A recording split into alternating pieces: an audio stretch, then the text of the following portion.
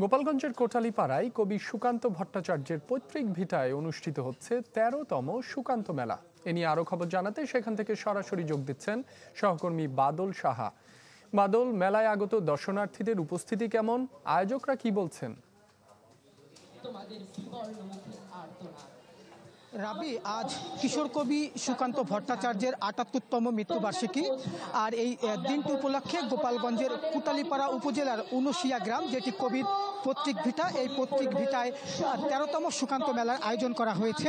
এই সুকান্ত মেলায় যারা কবি, সাহিত্যিক এবং সাংস্কৃতিক শিল্পীরা রয়েছেন, তারা এই মেলায় যোগ দিচ্ছেন এবং তারা এই মেলায় কবির যে কবিতা রয়েছে বা উপন্যাস রয়েছে, তারা এইগুলো তারা পাঠ করবেন এবং কবিতা আবৃত্তি করবেন। এছাড়া স্থানীয় যারা সাংস্কৃতিক যে কর্মীরা এবং শিল্পীরা রয়েছেন, তারা এখানে গান, নাচ সহ যে অন্যান্য যে সাংস্কৃতিক অনুষ্ঠান সেটি তারা করবেন।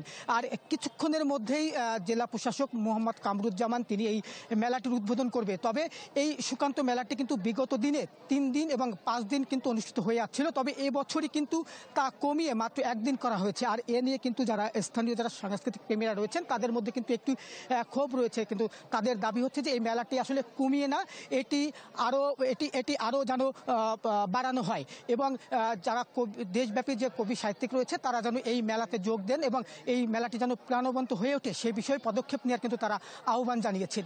এই ছিল আমার কাছে গোপালগঞ্জে কবি সুকান্ত মেলার সবশেষ খবর। রাব্বি, নগদ পেমেন্টে 500 টাকা পর্যন্ত ক্যাশব্যাক আর লেনদেনে প্রতিদিন ডিপ ফ্রিজ এবং ঘন্টায় ঘন্টায় এসি, টিভি সহ দারুণ সব গিফট।